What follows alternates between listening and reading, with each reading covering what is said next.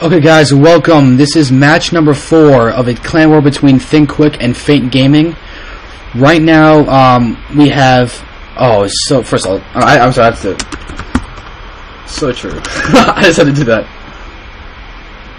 Alright, anyway, I'm sorry about having to speak in that, but I just had to. But this is honestly one of my favorite maps. It's an incredible map. I'll talk a little bit about it after I introduce the players, because right now we have tQDanTe, who is the leader for Team TQ. He's a random player. He's a random player spawning as Protoss in the bottom left against AlphaIIOmega, who is the Terran player for Feint Gaming, spawning in the top right. Now, I do want to say that at the moment, sadly, Feint Gaming is up 3-0 against Think, but there have been some incredible games. Check out game number 2 between Jesu and Corinthos. That was ridiculous. So well played. I was incredibly impressed. And with the level of play, it's absolutely awesome. Alright, so anyway, now to talk about a little bit of the map, it is Match Point. It is a remake of the broodwar map. So you can see it does have the main with the little weird thing over here that is kind of cool. You got the natural expansion up here. Notice that there's actually only 7 mineral fields up here and 9 in the main, which is a really interesting dynamic just in itself. It makes one basing so much more powerful. And it's just incredibly cool. And now you can see that there's actually 2 entrances into the natural. There is a small ramp down here, and then a large entrance up here with a third and a fat ramp down here. Now, especially in Brood War, this was incredibly important because you could see... can you imagine a Brood War Terran army with mass tanks and everything trying to lumber through this? It would not go well. So it'd be smart to move your army from your main natural and then go up this way, move in and start attacking along this path where you have a large area to start moving your army, and then moving down here to hit your opponent, and then coming in this way. So army moves are incredibly important. You also see that if you want to go to, if it's like a really quick and mobile army, you can go down this ramp and then just cut straight across into the natural of your opponent. You can also see there's a mineral only base. Like this third is a mineral only. There's no gas. And in Starcraft 2, like the Starcraft 2 Blizzard maps, that doesn't generally happen. And I think it's an incredible aspect to have. You also have this base down here and this base up here that's completely covered in. You can see that small choke, easy to defend, but tanks over here can attack. Tanks over here can attack. And it's an incredibly interesting map. I love it. The army movements make it so dynamic. There are no watchtowers at all. So it's pretty much like you're playing Brood War again inside Starcraft 2. But ooh, look at this. Dante's throwing in some early pressure with some zealots. We are going to have an interesting time with AlphaIIOmega. I'm talking about Alpha just for the ease. See how he responds to this. But we can, so Alpha's complaining about his girlfriend. Interestingly enough. But we can see that this first zealot is coming in. And we have probes being made and warp gates being researched. Dante does seem to be going for just a simple one-gate push right now, just macroing up beforehand. So now we're going to watch as this first zealot comes in. It does seem that a marauder is coming out. Concussive shells is being researched. That will help deal with this early pressure a lot. It does seem that Dante is streaming in the zealots. First zealot's going to come in. Is Alpha ready for this? He's going to come in, and he's going to start microing away that first Marine, but Dante could just start in and start taking out some SCVs. There he is. He already snipes the injured one, but this zealot's going to die very quickly. It's going to only get 2 kills. So 2 kills for that zealot, I think. Was it 2 or 3? I don't know, but 3 units have been lost for AlphaIIOmega. Most likely all of them SCVs, but Dante is going to pull back after doing that little bit of damage. Although, with this concussive shell upgrade, yeah, there it is. There's the early pressure from Alpha in response. So really, losing that first zealot is going to be very detrimental to Dante in terms of survival. Oh, no, not early pressure. He's going to expand. Okay, very interesting move by Alpha. I kind of like it. He's going to actually have the concussive shells not for putting on pressure, but for keeping himself safe from pressure. But look, Dante's already thrown down his own Nexus. That Nexus is going to be finished faster than this command center. So very interesting move. Dante is protecting this ramp. And honestly, if Alpha decided to move up and use the fat ramp to push down, and Jesu is lagging. He was lagging the last game. But yep, thank you Jesu for leaving. If you're watching this VOD, thank you. Much appreciated. And we do have, oh look, these guys should be mined out. So if you mine out these minerals, you get a little bit longer for some army movement. But now we can see that Dante is going to scout, use his probe to see what's going on. He will be able to see this expansion unless the probe dies before I get to vision. Oh, Dante, move up the probe, move up the probe. I think he knows, though. Did he see it? No, he didn't see it. Oh, God, Dante, I really hope you're expecting the early expansion. But his is up and running very well. We have this SCV is actually going to scout this little push. But, oh, Dante, good job. Okay, he killed the SCV, continue moving that distance, and then when the SCV's vision died, he just moved right back, just completely faking out Alpha. So, very interesting move. We do have a weird bunker place. I'm thinking that he won't be able to cover this that well, but smart. Dante's now going to throw back his probe again. He's going to see the bunker, and now hopefully he'll just safely assume that there is an expansion. Missile turret going up just in case of Dark Templar. Very smart move. We do have the engineering base not really being used. We have double tech lab, so probably a large Marauder force. Very different from Corinthos' TVZ, it would seem. Now we do have Stip.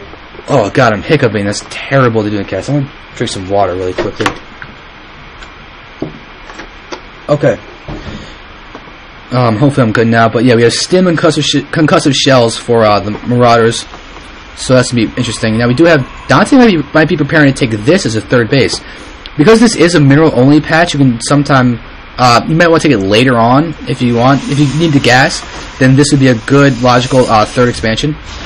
But now Dante actually spreading pylons. He might just be watching for drops, which would be incredibly strong in itself. But the obs. Oh God, the obs gets taken out. That's really unfortunate. So Dante might have to produce another obs, but he might want to save his money for the Colossi. Yep, there we go. He's getting an instant thermal lance as well. So really, this actually might help Alpha. If he was looking at his map at that point in time and saw the obs, he'll know Colossi are coming. Just because you need a robotics facility to get Colossi. So you can just assume from that. And this Marauder count is going to do really well against the Colossi because they take out Colossi incredibly quickly. So really, Dante might want to get... if he has the money once he gets his third up, he might want to research charge. Get his Zealots to enclose the distance really quickly and make sure that the Marauders cannot get within range of the Colossi because that would do so much damage. But yeah, we do have double refinery going up for Alpha. God, game 2, Jesu versus Corinthos. Check it out. That's what's destroying my brain right now. Okay, but yeah, so we do have SCVs coming up. Look at the resource tab. We can see that Dante is up in terms of food count, which is incredibly impressive because by going bio like that, you can get your food count up so high, so fast. But Dante is researching extended thermal lance, getting Colossi up, doing a really good job of spraying pylons. Look at that. Oh, so good. This is how you defend against drops, people, is you see them before they come, and then you can get your army there faster. Okay, look at this. The Marauder count is massive. But yeah, we actually have a scouting factory going on right now. And Dante's even put a pylon down here. So now extended thermal lance is actually... Yep, extended thermal lance did just finish. So we'll see how that goes. Pylon has now finished. And Dante... Okay, so Dante's going for his third up here at the mineral only. So he will be able to get a lot of Zealots out. He would definitely be interested in researching... Yep, there he is. He's getting his Twilight Council up. So he's probably going to research charge once that is done. Because a lot of people in StarCraft 2 have got to get used to mineral only bases like this. Because the people in StarCraft 1 are used to it. This is an incredibly interesting thing. But we can see that Alpha is just going to scout this his factory. Probably try and find out if... his third is going up over there or not. We can see. Oh, look at this! Dante's even got a pylon down here. He could easily just warp in down here. But now we do have more Colossi coming up. He seems to be transferring some probes. And how is it that this mineral patch has so much more minerals over there? But yeah, so Dante does have the minerals and gas to start researching charge. He should start doing that. But Dante's probably going to try and take out this factory before he can get any more scouting information. Yeah, here we go. The Stalkers are attacking. Oh, it's Dante. Control your Stalkers. Oh, Dante. They're not doing anything over there. Alright, but let's see. This factory is going to see this expansion. Dante is fully saturated at this mineral already. But let's see. Stalkers. Yeah, 2 Stalkers and Zealots. He actually will be able to take out this this factory. Just a matter of how soon is it going to happen. There we go. So now Alpha is unable to create any starports, more so than he already was trying to. We do have a possible drop coming in. He actually took out the pylon over there, so that's good for scouting. And now we have a bunch of SCVs just over here. Why are the SCVs over here? Okay, they're getting moved away now, but we do have an army moving out for Dante. It does seem that these drops are about to get spotted. He actually... Oh, look at this. Dante gets a blatant sight range of seeing this third going up. But Alpha... Okay, Alpha sees it now, and he's going to destroy this pylon. But Dante still knows exactly what's going on. He can actually do a lot of damage with just these stalkers if Alpha decides to pick up his army. Is Alpha going to pick up... Okay, no, he's not going to pick up his army, so his army is going to be here. They're in a bad position, though, doing over here, but the Colossi are going to come in. These guys are actually going to die incredibly easily, just completely out of position. Alpha's going to lose this expansion, lose those medevacs, and I don't think that command center was cancelled. I think that was just completely destroyed. Alpha does have this third base up, though. He's going to mule it down and start producing refineries, and this is going to be good. Dante is still on this mineral only. He does have Colossi being produced. He is researching charge, which is very, very smart. And he's just upping his gateway count very, very quickly now. And the Colossi, what are they? They can go... Oh, cool. They can actually walk down there.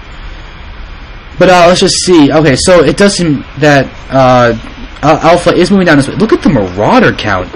Oh my god, he's almost strictly Marauders. This is looking like the Starcraft beta. But, yeah, oh, look at that. Oh, random Colossi just there. Dante's got to fix his hotkeys, but, oh, Dante, he's going to hit, oh, he's going to take out all those SCVs as they transfer. Oh, that's got to hurt for Alpha. Now he's going to go here and get a lot of damage done to this third. So Alpha is completely out of position. He's just trying to come back and bring his army back to defend. But, this commander is taking a lot of damage. This refinery is going to go down. And, yeah, Dante's expanding again. He does get this up here, but look at this. This SCV knows exactly what's going on. Dante could just throw down one cannon and make sure that this is over here. Okay, here we go. Armies are going to clash over here. All these Marauders are going to do a lot of damage to these Stalkers. Dante's going to pull back. He's got to get his Zealots up front. These Colossi have got to start doing all their damage that they can. But there might just be so many Marauders that it might not matter. They're going to come out to the side, start hitting the Colossi, doing so much damage. The Marauder count is doing... Oh god, they're just erasing everything that Dante has with the Vikings and everything. Look at that. All those guys are left, and all of a sudden Dante's... Whoa, Dante's doing really well with his macros. He's still even in food with Alpha, but he might get his fourth base completely nullified. As you can tell, Vikings are moving in, and this army is moving in. They'll be able to move up this ramp, because this map has a lot of dual energies. Look at this. Ramp here, ramp here. Dante knows that this base is up here, but he's got to start preparing for it.